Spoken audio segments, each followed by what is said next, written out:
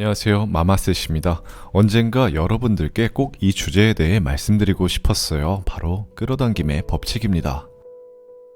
끌어당김이란 키워드는 더 이상 여러분들께 낯선 단어가 아니시겠죠. 유튜브뿐만 아니라 얼마 전 서점에 가보니까요, 관련 책도 엄청 많더라고요. 여러분도 잘 아시다시피 이 열풍의 중심이 되었던 것이 바로 더 시크릿이란 책이었습니다.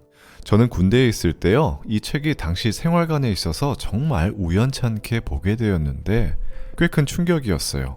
뭐랄까, 책의 발상이 정말 신비롭다고 해야 할까? 조금은 종교적인 것 같아 부담스럽기도 했고요. 예를 들어 생각에는 주파수가 있어 신호를 우주로 전송하고 다시 끌어당긴대요. 생각은 물질이 되어서 우리들한테 짠하고 나타나고요. 소원을 간절히 빌면 우주로부터 응답을 받는다 등등, 이를 통칭해서 끌어당김의 법칙이라고 책에서 말합니다.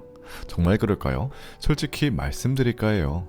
이게 유사과학이긴 하나 저는 끌어당김의 법칙이 실제한다고 생각합니다. 인정하고 동의하고요. 저 역시 이 법칙을 삶에 적용함으로써 놀라운 결과들을 이뤄냈으니까요. 하지만 저의 경험을 기준으로 모두를 일반화할 순 없습니다. 그럼요. 분명 저는 운도 있었고요. 물론 끌어당김을 모르고 성공한 사람들도 세상에 수없이 많을 거예요. 사입이다, 근거 없는 속설이다, 이렇게 생각하시는 시청자분들도 계실 거예요. 의견 너무 존중합니다. 하지만 그 전에 생각보다 많은 분들께서 이 법칙을 잘못 이해하고 계신 것 같아요. 다시 말해 오해를 갖고 계신 거죠. 왜냐하면 주변에 수많은 성공 포르노 배우들이 그렇게 만들었거든. 그저 이것을 과장하고 돈벌이 마케팅으로 활용하는 수단으로 사용했으니 의미가 왜곡될 수밖에 없겠죠. 그래서 이번 시간 정말 중요합니다. 오해는요, 단지 이해의 전 단계일 뿐이니까요. 자, 끌어당김의 법칙은 무엇이고 언제 어떻게 적용되는지, 또 왜 적용되지 않는지에 대해 우리 한번 신랄하게 얘기해 보자고요. 지난 영상에서 제 과거 이야기를 했던 적이 있었어요. 사회 초년생이었던 제가 돌아가신 아버지 일을 이어 영업에 뛰어들었던 이야기요. 당시 지방대학도 졸업하지 못했던 가난한 청년이 결국 억대 연봉자로, 또 영업왕으로, 누군가에겐 시시하지만 제게는 정말 신데렐라 같은 경험이었었죠. 그 당시 일을 시작하기 전 저는 사실 끌어당김의 법칙 같은 생각을 떠올리진 못했습니다. 당장에 넥타이 매는 법을 먼저 배워야 했으니까요. 하지만 확고한 믿음이 있었습니다. 내가 너무 잘하면 어떡하지? 매일 수없이 되뇌었어요.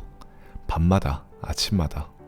모든 순간과 순간 사이에 말이죠. 이런 강력한 자기 믿음과 에너지, 그리고 변태적인 확신, 마치 성공한 사람처럼 생각하고 행동했었어요. 그 어떤 책에서 본 것을 따라한 것이 아니라요, 제 뒤는 낭떠러지였기 때문에 그런 행동을 했던 거죠. 저는 정말 평범한 사람입니다. 당연 제가 송전탑이 돼서 우주에다가 전파를 막 쏘고 막 그런 행동은 없었고요. 근데요, 저는 원하는 바를 이뤄냈어요. 심지어 목표치 이상을요. 그 근간에는 부단한 행동력이 있었습니다. 제 스스로도 인정했던 노력들이요. 끌어당김의 법칙이 적용될 수밖에 없는 자세와 태도, 확고한 믿음이 있었기에 그 법칙이 제게 적용됐던 것이라 생각합니다. 이름만 다를 뿐 저는 끌어당김을 실천하고 있었던 거예요. 돌이켜 생각해보면 그 당시 제 생각과 행동들은요, 나폴레온 힐, 조 디스펜자, 밥 프록터, 바딤 젤란드가 수없이 토해냈던 끌어당김의 법칙과 그 결을 같이 했습니다. 거의 일치하더라고요. 그래서 저는 생각해요. 끌어당김의 법칙이란 게 누군가가 연구해서 발견한 법칙이 아닌 우리 삶에서 떠다니는 공기처럼 당연히 존재했던 것이라고요. 우리가 미처 몰랐을 뿐. 또 끌어당김의 법칙이란 근현대에 들어와서 성공 마케터들이 만든 치료제라 생각합니다. 누구보다 성공을 갈망하는, 현실에 염증을 호소하는 분들을 위해서요. 제가 꼭 여러분들께 말씀드리고 싶었어요. 이 치료제는요, 정말 오래전부터 존재해 왔습니다. 심지어 가정상비약처럼 여러분 모두가 가지고 있었고요. 다만 언제, 어떻게, 얼마나 복용할지 몰랐을 뿐이죠. 자, 끌어당김의 법칙은 대체 어떤 법칙일까? 쉽게 설명드리자면, 우리가 원하는 것이 있을 때 그것을 더 간절히 바라고 이미 이루어진 것처럼 생각하고 행동하면 결국 이루어진다는 거죠. 여기 원하는 것을 더 생생하게 시각화하고 종이에 쓰고 읽고 말하고 반복해서 그 믿음을 구체화시켜 현실로 이루어준다는 법칙입니다. 간단하죠? 하지만 그리 간단하지 않습니다. 많은 방구석 동기부여가들이 끌어당김을 설명할 때 일단 간절하게 믿으라고 하죠. 그리고 소리내서 읽으라고 합니다. 마치 이루어진 것 마냥 생각하면 결국 이루어진대요. 실제 어설픈 끌어당김을 따라해서 꿈을 이룬 사람이 등장했다? 종교가 완성되는 거죠. 근데 저는요, 아무리 간절하게 원하고 생생하게 시각화했는데 변화가 없어요. 심지어 매일 100번 쓰고 소리내 읽었는데도. 그럼 당신의 간절함이 부족하다고 하죠. 더 구체적으로 심상화하라고 합니다. 믿음이 부족하다고 해요. 기다림이 부족하대요. 그럼 성공률 100% 인디언 기우제와 뭐가 다를 게 있나요? 여담이지만 과거 아메리카 원주민들은 비가 내릴 때까지 기도를 올렸습니다.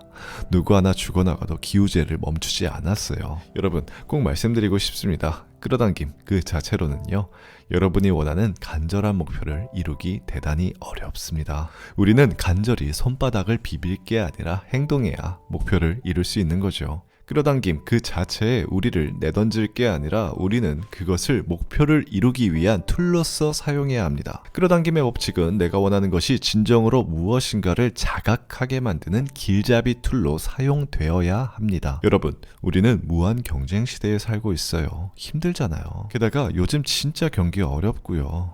내가 아니라면 내 옆에 누군가는요, 분명 숨이 턱까지 차올라 있습니다. 현실이에요. 그러다 보니 많은 사람들이 스스로 지금 내가 무엇을 하는지, 무엇을 진짜 원하는지 모르고 살고 있어요. 이럴 때 내가 끌어당김, 즉 시각화, 확언 같은 툴을 지혜롭게 이용한다면 내 진짜 목표를 인지하고 이해할 수 있어요. 이 현실을 견디고 나아갈 수 있는 거죠. 그러니 끌어당김은 행동 촉구의 목적으로 쓰여져야 합니다. 실행력을 높이는 지렛대로 사용하시길 제안드릴게요. 바로 이것이 끌어당김의 법칙의 진짜 목적인 것이죠. 이것을 이해하신다면 지금과는 전혀 다른 프레임이 펼쳐질 거라 믿어 의심치 않습니다. 만약 여러분들 중 끌어당김이 잘 적용되지 않는다고 해서 실망할 필요 없습니다. 정말로요. 이 법칙을 폄훼할 이유도 없고요. 이건 단순히 하나의 무기, 목적을 이루기 위한 툴이기 때문이니까요. 요즘 서점가에 자기계발서 넘쳐난다고 하죠. 세상이 어려우면 어려울수록 이런 부류의 책들이 많이 출간된다고 해요. 진짜 많더라고요. 여러분들께서 가장 손에 익숙하고 편한 무기를 집어드시길 바랍니다. 제가 과거 인물사전이라는 채널을 통해 수많은 위인들을 다뤄봤잖아요. 약 국내외에 50명 정도를 취재했는데요. 그들에겐 하나의 공통점이 있더라고요. 그래서 저도 그것을 제 것으로 만들려고 했었어요. 그게 뭐였냐면, 성공한 수많은 별들은요, 자신들이 해야 할 일들을 그냥 하더라고요. 여러분, 원하는 목표를 이루기 위해 그냥 전진하세요. 내가 인정한 최선을 다했는데도 원하는 결과를 받지 못했다면 나보다 더 간절한 누군가에게 양보했다고 만족하자고요. 세상은 여러분들께 또 다른 기회를 줄 것입니다. 끌어당김은 마음가짐과 태도입니다. 지금까지 마마셋 이재아빠였고요. 어제보다 오늘 0.1cm만 더 성장하시길 바랍니다.